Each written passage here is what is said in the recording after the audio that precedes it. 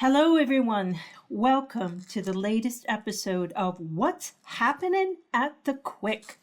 I am Rachel Harris, the Executive Director for the Quick Center for the Arts at St. Bonaventure University. And today we have the opportunity to speak with photographer Michael Nye and his exhibit, Hunger and Resilience.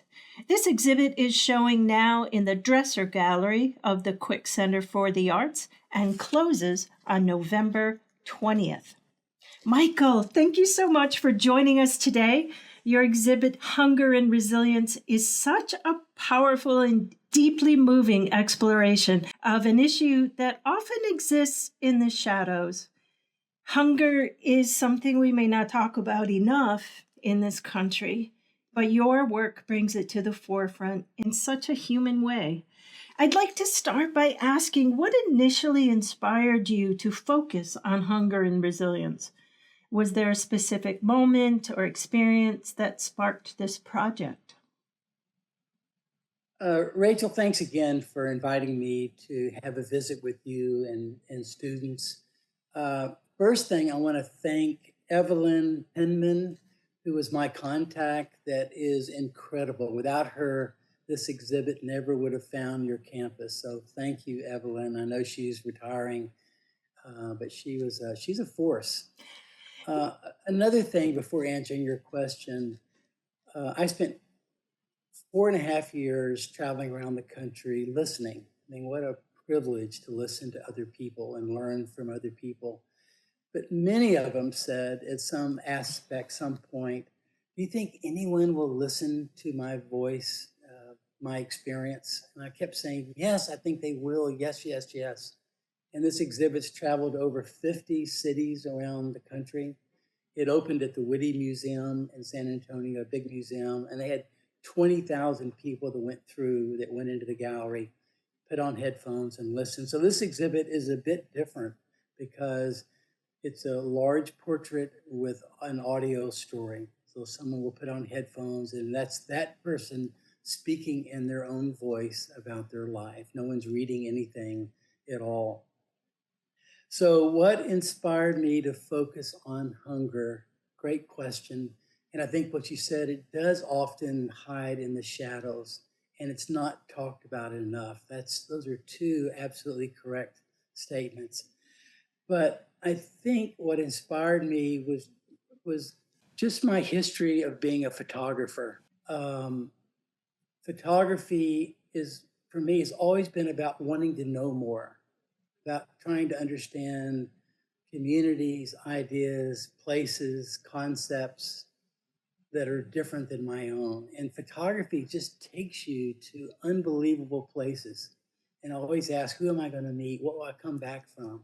How will it change me? What will I find out? And photography is a teacher. And it teaches us that the best way to understand your experience is by paying attention. And the nature of photography for me has been the relationship between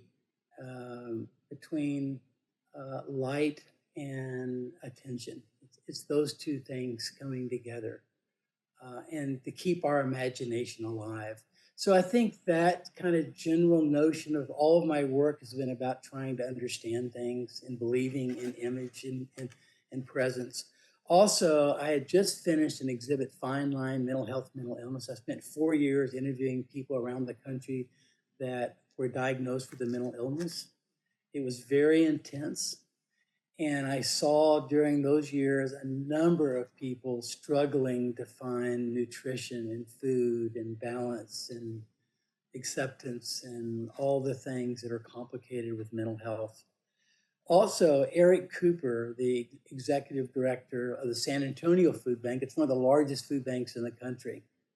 And he is just, he's younger than I am, but I always feel like he's my mentor. I mean, he's just so dynamic, so thoughtful, so caring about everything. And he called me up for breakfast and said, I saw your exhibit on Fine Line. Do you think you could do something like this with hunger?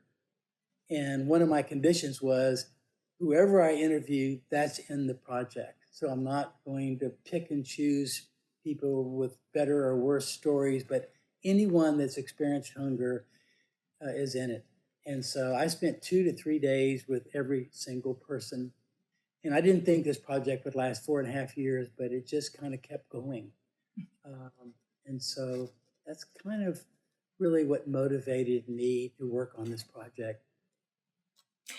So you said that the experience of hunger is something that everyone understands, at least on a basic level, the feeling of hunger versus satisfaction. But for many, it is difficult to imagine the kind of hunger that could make someone cry or lose the will to live. Can you talk about how you approach translating such an intense and personal experience into photography and storytelling? Well, what I didn't realize, and I should have, was that if you're doing an art project or a documentary, you and you find people suffering, you can't just do that. You can't. And so I found myself connecting everyone to a food bank or everyone to a soup kitchen or paying their rent. I was a lawyer before being a photographer. I was an appellate attorney for a number of years. I got someone out of jail once. They needed to be out of jail. My So, goodness. and I have an assistant that traveled with me. So, our mandate was always to try to leave someone better off than they were when we met them. Because those two things don't work where you're doing an art project and someone is in a horrible situation. And many of the stories are people that were hungry at one time, but not now. So many were hungry when I met them. So it's all kind of situations. Another thing that I've done with all my projects is I don't use anything unless they approve it. And that may be someone I found on the street or wherever. I'll call them or send them. I really feel like that the reciprocity of a project, that you're doing something important, that they can listen to what I edited, because I'm having hours and hours and hours and hours of interview, and I'm taking that apart and putting it back together into a 5-minute narrative, that they should have the right to approve it. And every single person did it. I was just lucky. But I think they felt like it wasn't just about them, but that their voice could make things better. I think that realization at some point really made a difference. And also I use an 8x10 view camera, which Matthew Brady used during the Civil War. It's a big, large, and nothing's digital. So I put plates in the back of the camera. It's on a tripod. And I may carry 15 plates. So I have 15 pictures all day that I might use. And so you're very careful with those. And then you process that in the darkroom and you print these on silver print. So the images in your gallery at the campus, they're all silver prints, hand printed, large format. And I think that makes a difference in terms of presence, someone's presence at all. So I'm curious. I'm curious. What led you from your legal profession into photography? Is this something that you've already had in mind throughout your career, or a fascination with photography? I don't think any of us kind of realize where we're heading and where we're going and what we'll focus on in terms of work or life's work. I like practicing law because I did appellate work. It's when someone loses or wins in the lower court and they take it up to a higher court and appeal on points of law generally. And so I enjoyed it. But when I was in law school, I went to a gallery in Houston, Texas, and there were prints of Paul Caponegro and Paul Strand and Imogene Cunningham. And it wasn't so much the content, but it was the way the images felt. It was the quality of the image that made me reconsider thinking about what I saw and what I thought about what I saw and what I saw meant. And so I think I first started off looking at other people's photographs. And then I bought a little darkroom and started taking photographs and just fell in love with it. I literally fell in love with the photography. So that really took me from one thing to another. How long does it typically take to capture one photo, two photos? Well, I like the slowness of using a large camera and using, negatives.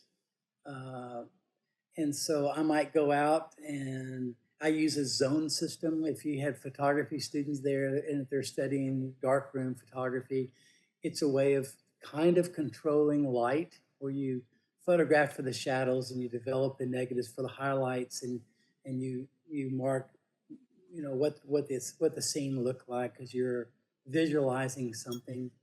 But take making a print in my darkroom may take 4 hours, 3 or 4 hours.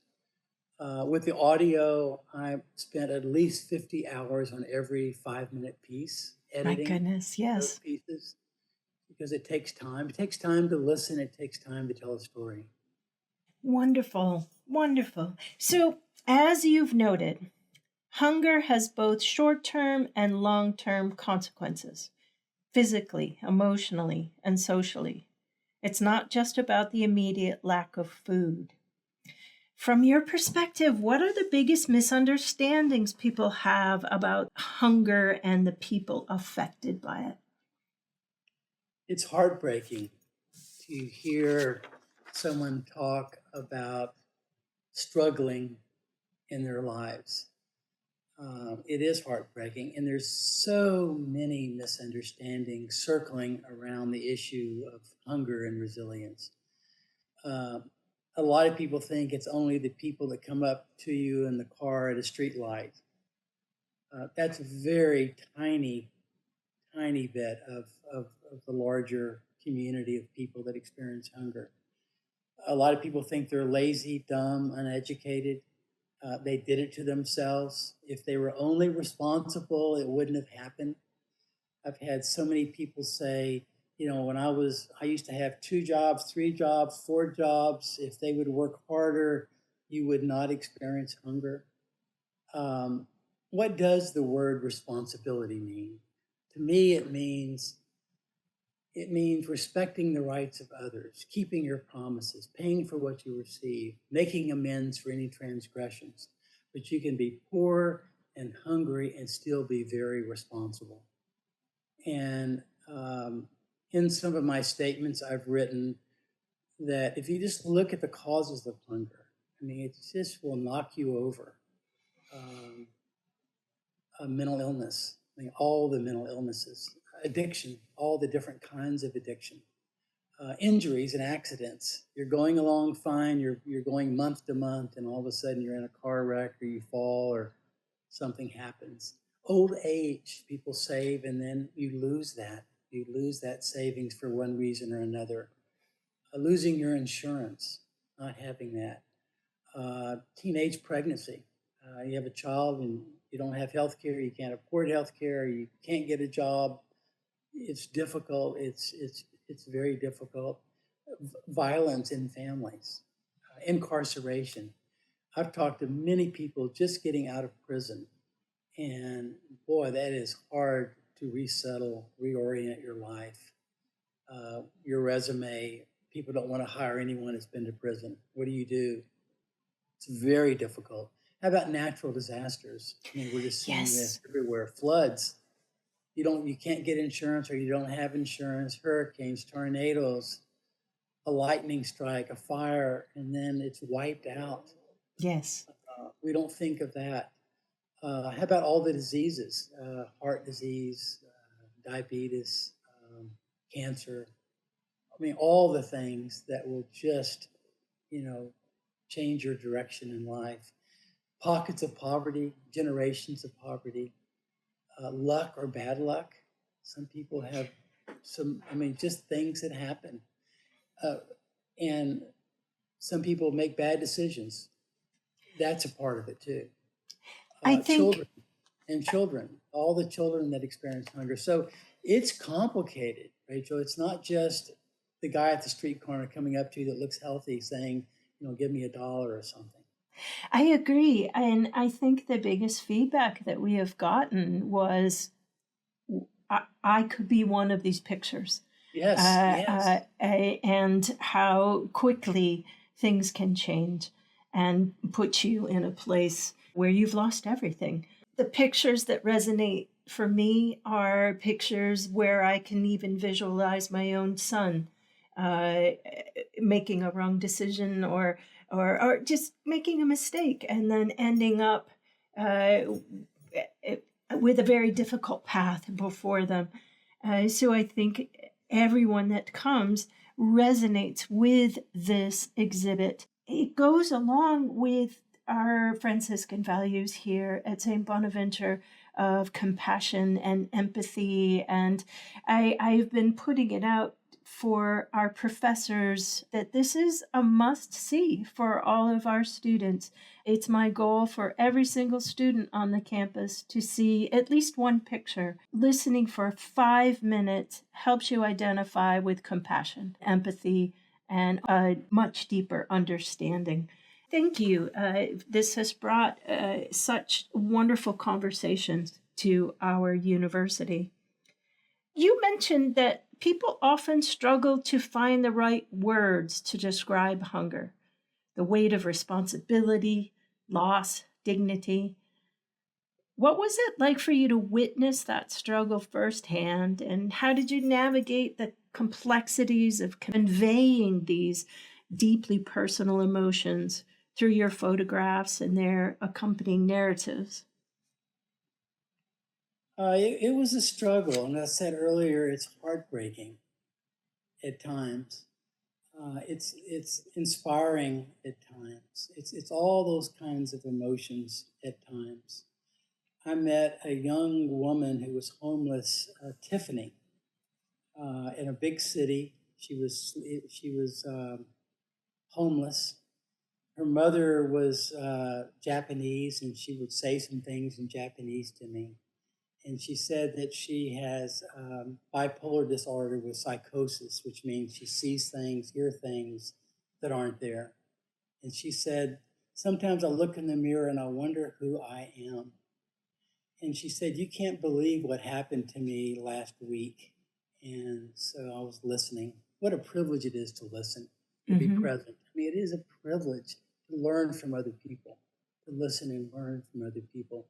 But she said I was sleeping. It was during the winter, and it was like 36 degrees, 38 degrees. It was drizzling. She was in a sleeping bag on the corner of a convenience store, and she was wet. You can imagine what that feels like, being outdoors alone, wet, cold. And this man drove up and got some gas, and he went over to her and gave her a $5 bill. And they didn't speak. They looked at each other, and he drove off. And she said 30 or 45 minutes, he came back. I don't know if you've heard this story, but you see in the exhibit.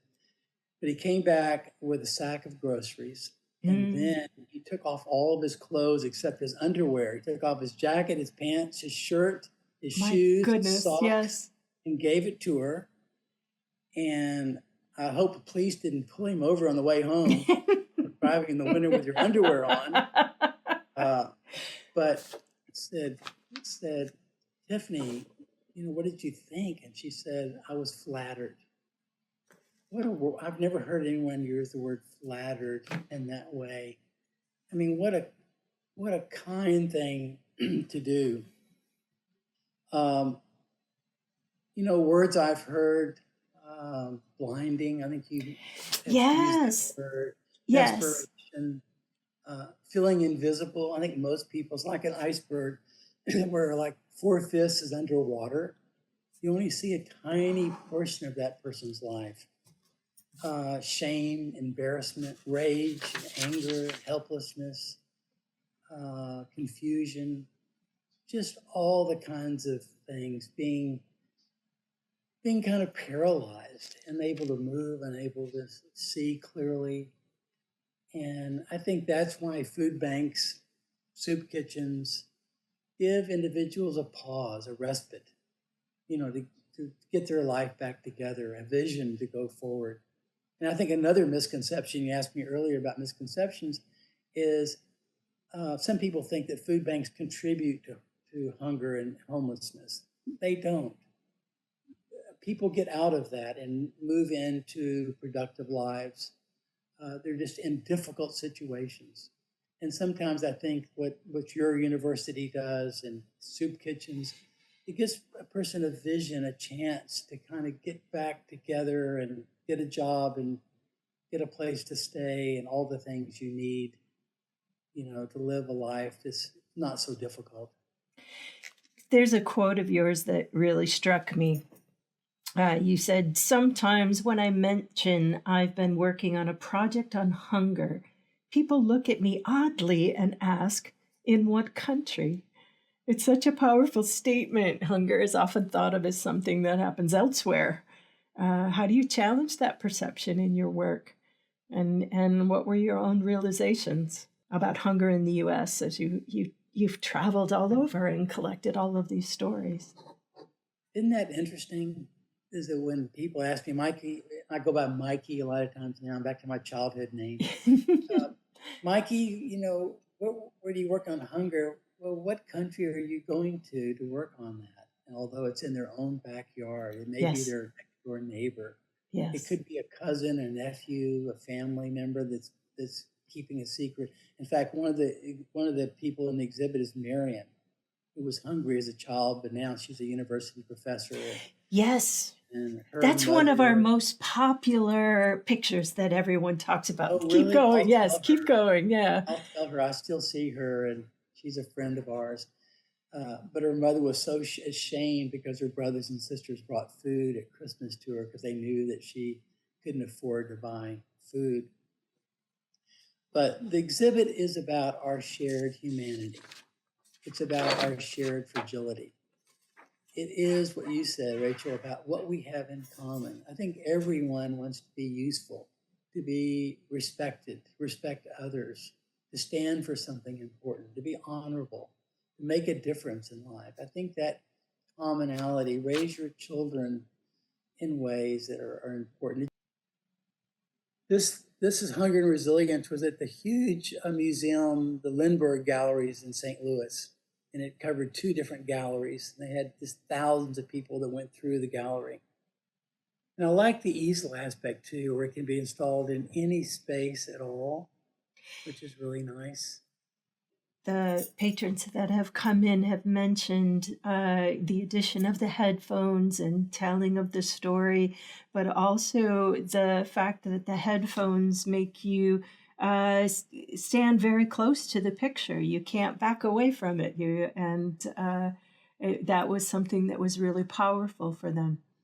Well, I worked really, really hard with the sound, the quality of the sound. Really hard. I set up little studios on the street and wherever we went, and was very careful. You feel like that person is there in front of you, talking to you, not reading something, but saying, "This is my life. These are some things."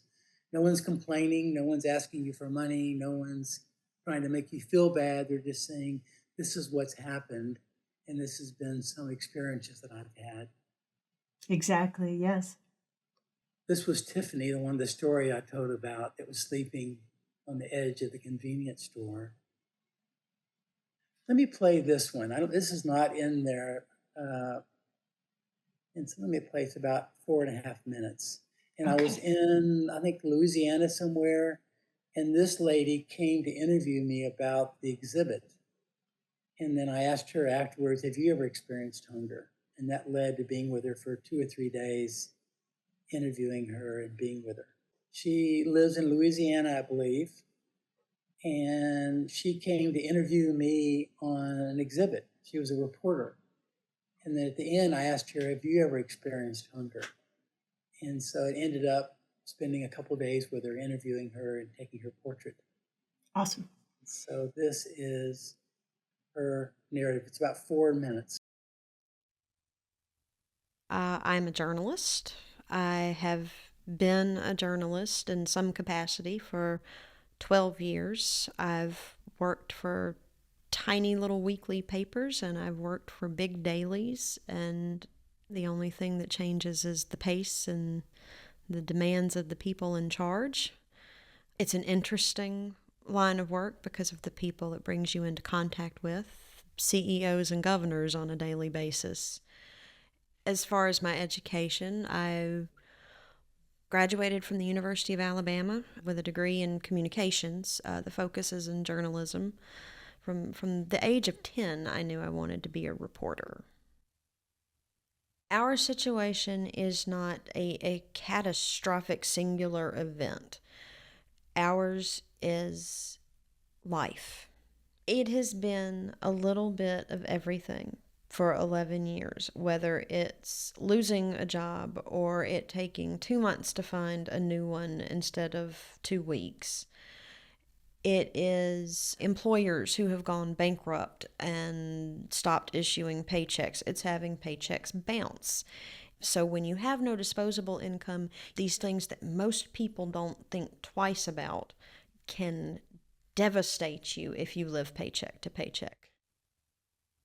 Yes, I know hunger. I know what it is to not be able to look at anything around me that reminds me of food because I know I can't have any. I know what it is to go to sleep at night crying because I don't know where anything is coming from the next day. I'm married. I have been married for 11 years. We have a beautiful 5-year-old son. He is my priority. His needs have always and will always come before mine. Our child has never missed a meal and never will. I realize I can't say something like that with any certainty, but it's the commitment to protect my child. For us, when there's no food, that is the signal that everything is about to unravel. It's not as though you literally wake up one morning and there's no food in the pantry.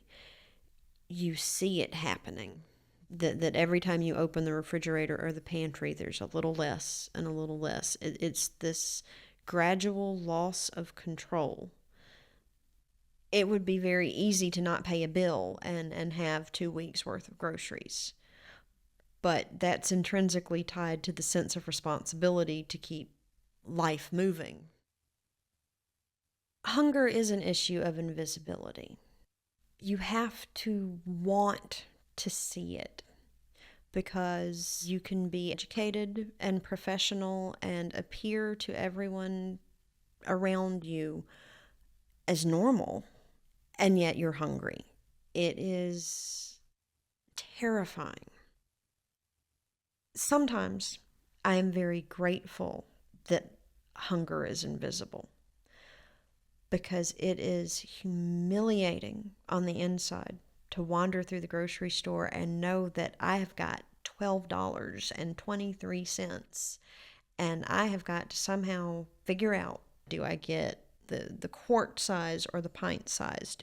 I'm bargain shopping in one sense, yes, but it's for survival. And those are the times when I'm just so grateful that no one has any idea of the personal hell that's going on inside my head. I get so tired, but somehow that's what makes me keep going. Whether it feels hopeless or not, I know that it's not. I know that that's just a feeling. This is temporary. But I can't let myself even think for a minute that it's a permanent way of life. I think I am incredibly responsible. And I'm just too stubborn to not come out the other side. It would be so easy to give up, but I can't do that. What a powerful, powerful story from someone that's responsible, educated, hard worker, but just it's difficult.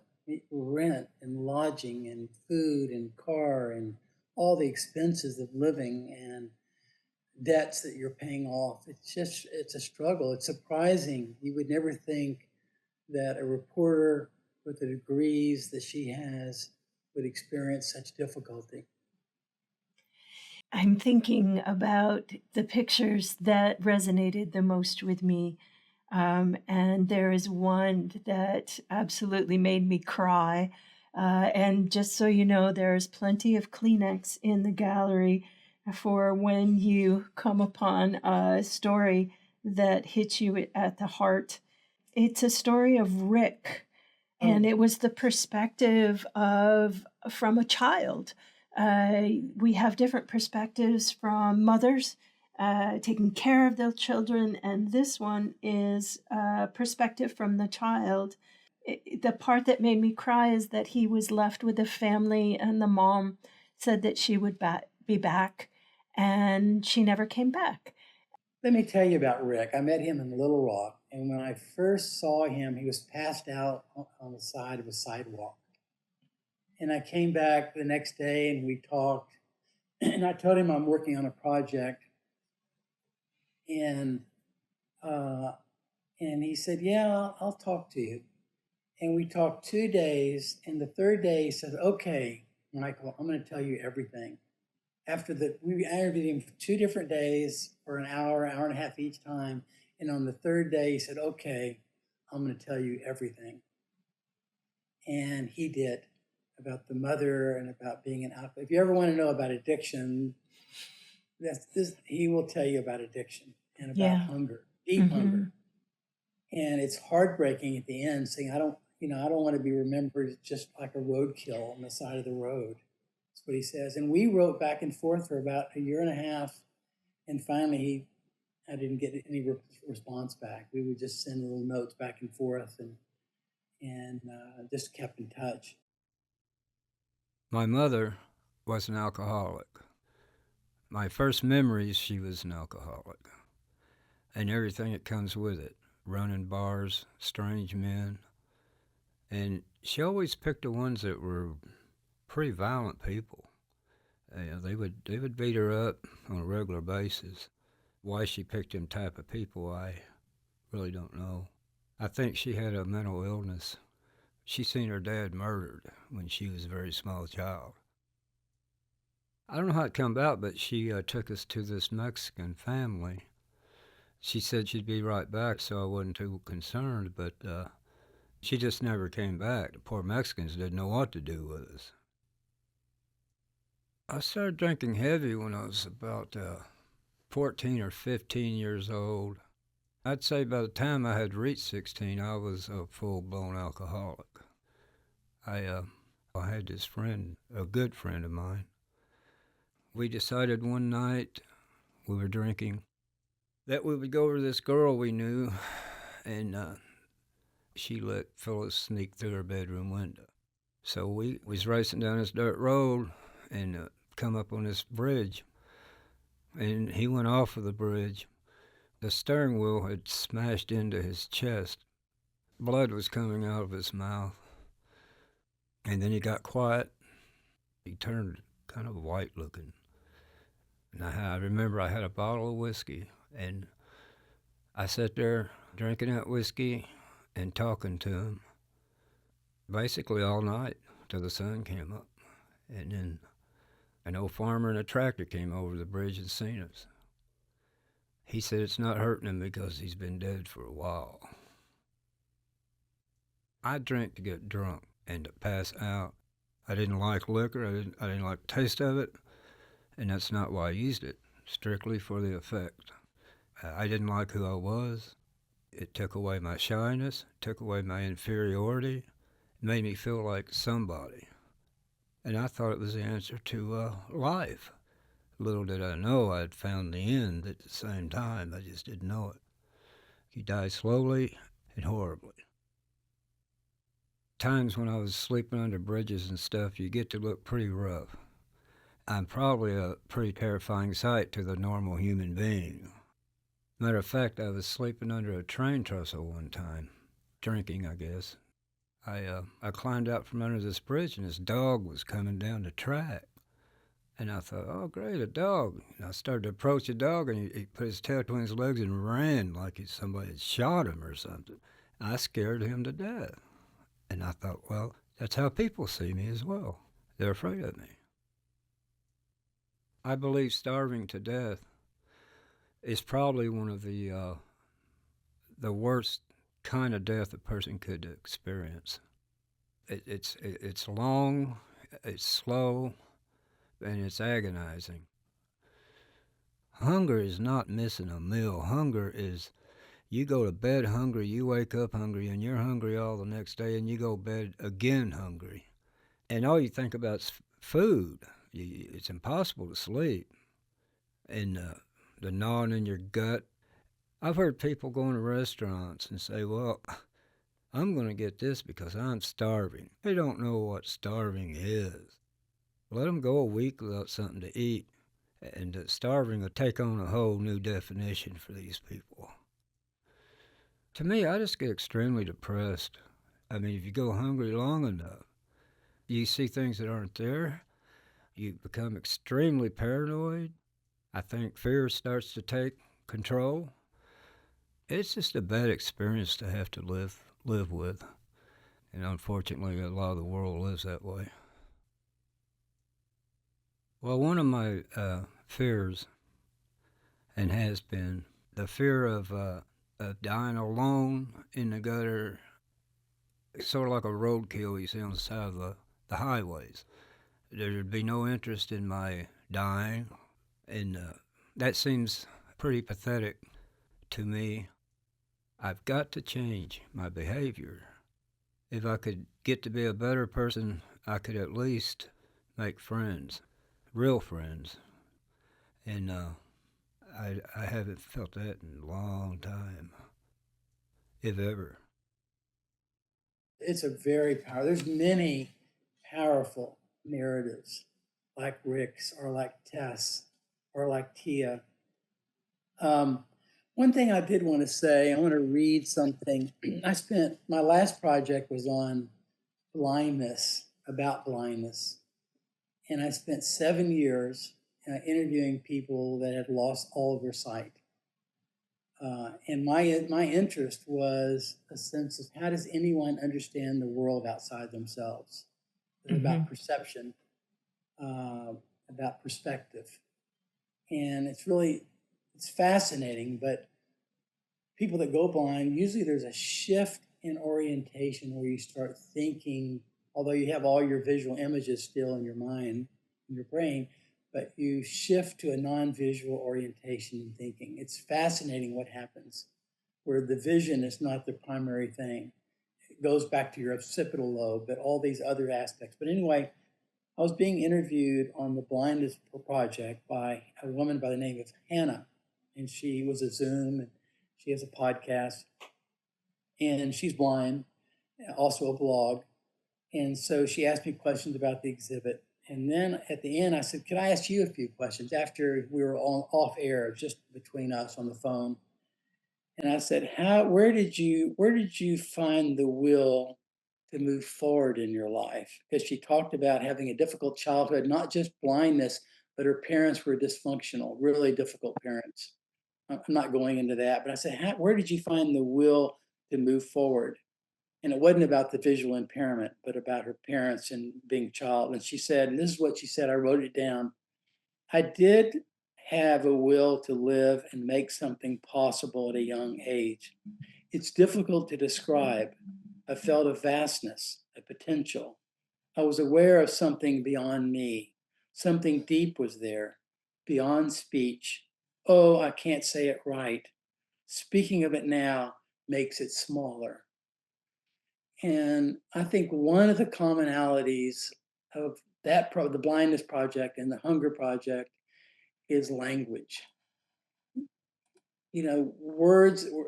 Language is inadequate to describe profound experiences. They are. It's just inadequate. But still, that's the tool we have to speak to each other and describe things. And still, we try to do it.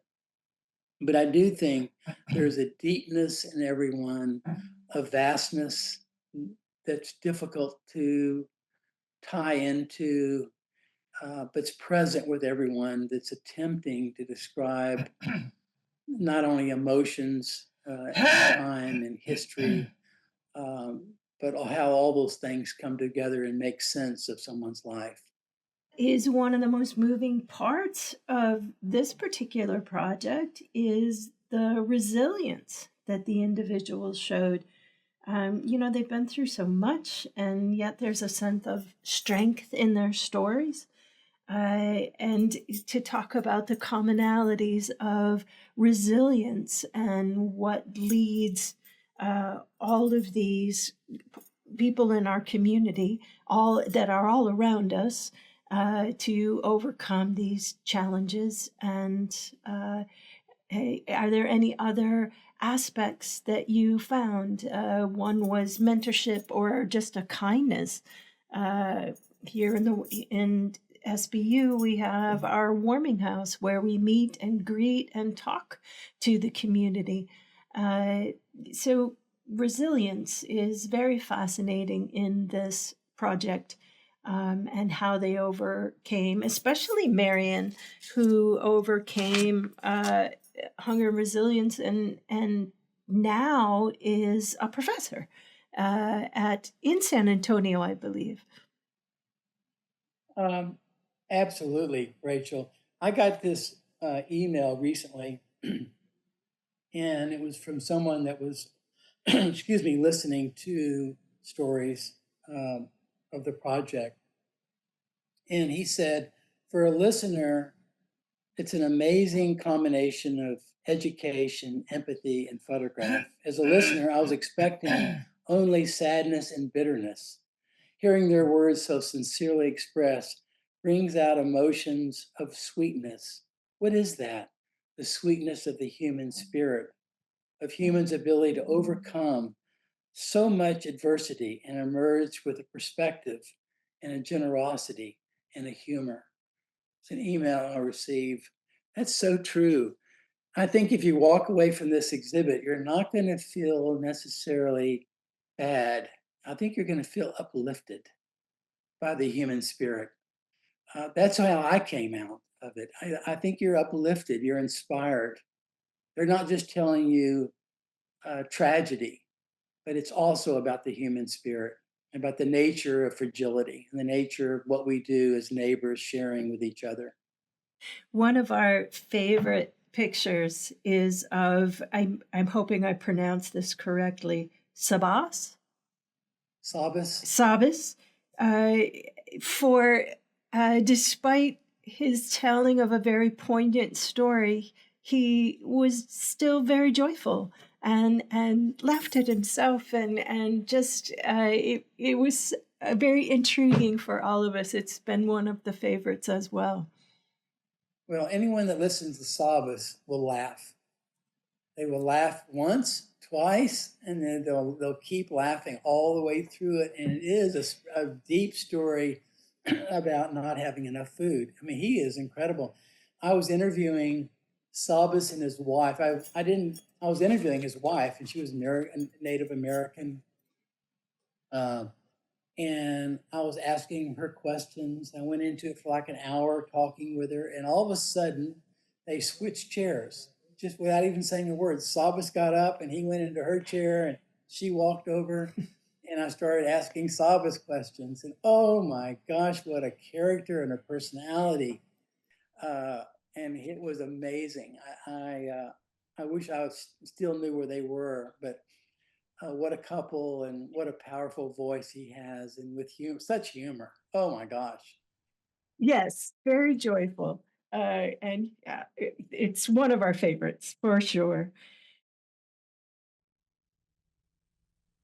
Well, I think I do live different lives. When I was a cowboy, well, I was dating people from the country and I was being a cowboy. I was even talking cowboy talk, you know. And then, well, when we moved from the country to the city, I had to learn to talk, hey, dude, what's going on there, bro? You know, all that other stuff. And then I learned how to be a truck driver. So then I was talking truck driver, acting truck driver. Now I'm an old man now, going every month for a checkup. But I still wear my boots. I still got my 44, and I have my spurs and my rope at home. Yeah, I would like being a cowboy. I always seen myself riding and having fun. I cook country, like out in the trail type cooking. They used to cook these armadillos that armadillo tastes like pork. It's just like it's a small pig. The meat would come out like a golden red brown. Oh, that was good eating. I know how to make biscuits on Dutch ovens and stuff like that, but I only do it whenever I want to do it. I don't do dishes, clean windows. I definitely don't do no apple pies.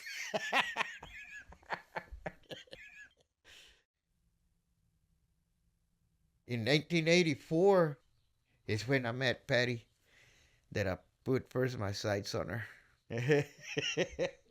And I was running wild at that time. Since I'm a hunter and stuff, let me put it this way. When I got attracted to Patty, it looked like a shiny lure, and I was big old big mouse bass. I just went after it and took it hook and sinker. And I was hooked. And here I am, still on the stringer.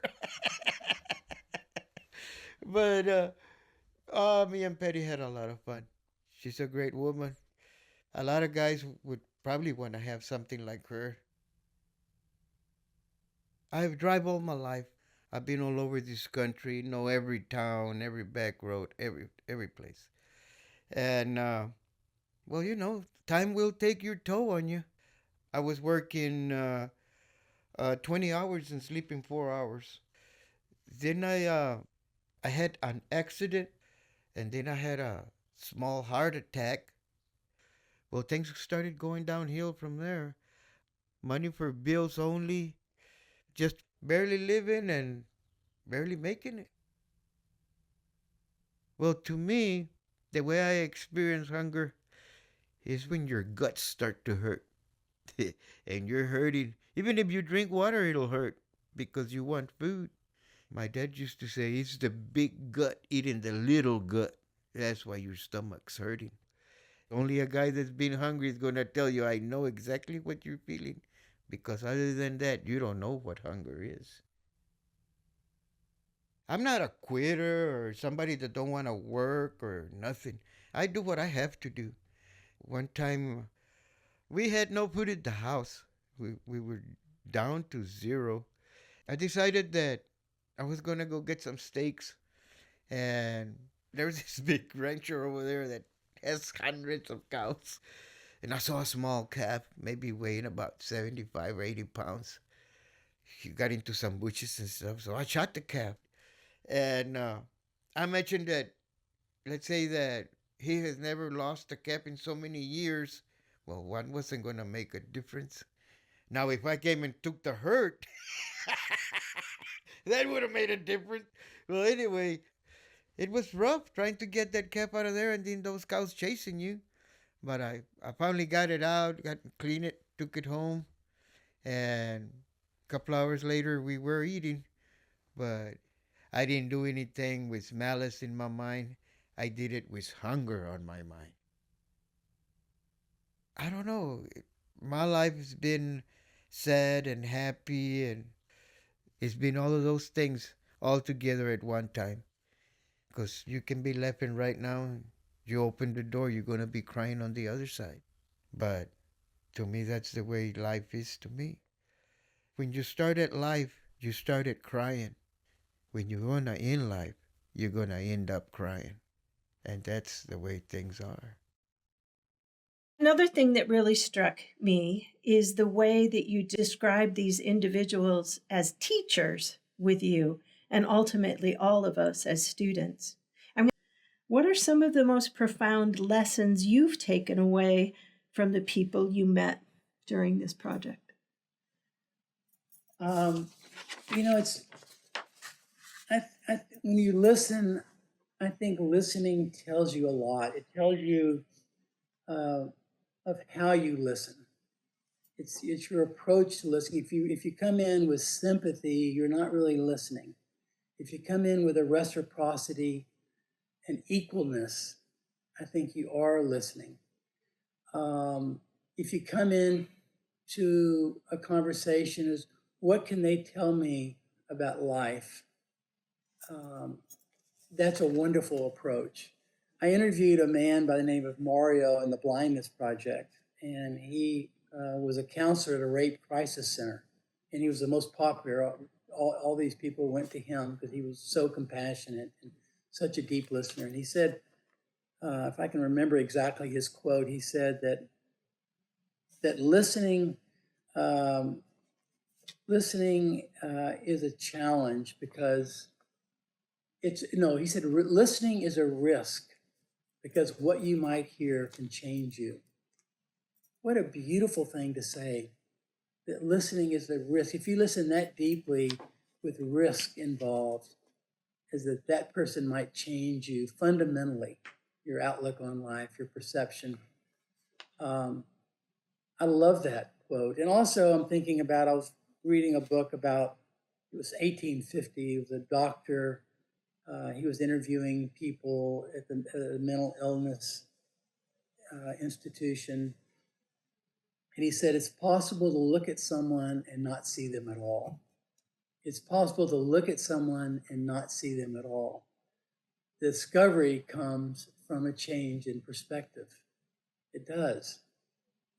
So I think teacher, we're students is so correct. It's the approach going in, not your sympathy or you feeling sorry but it's as equals.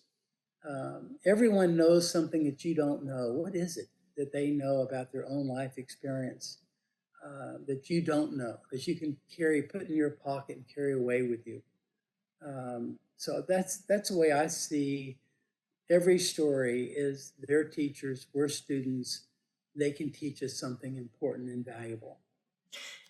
One of the professors here at SBU has brought her class to the exhibit. She's from the physician assistant program.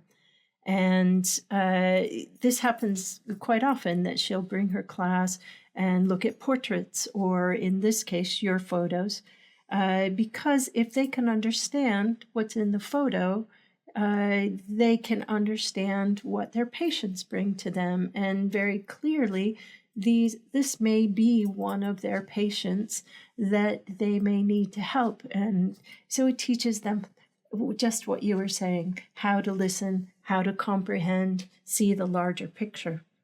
Is there anything else that you would like to tell our audience before we wrap up today? I wanted to tell, there was something I was thinking about. I didn't know if I was going to say it or not, but I think it's important. If I could read this.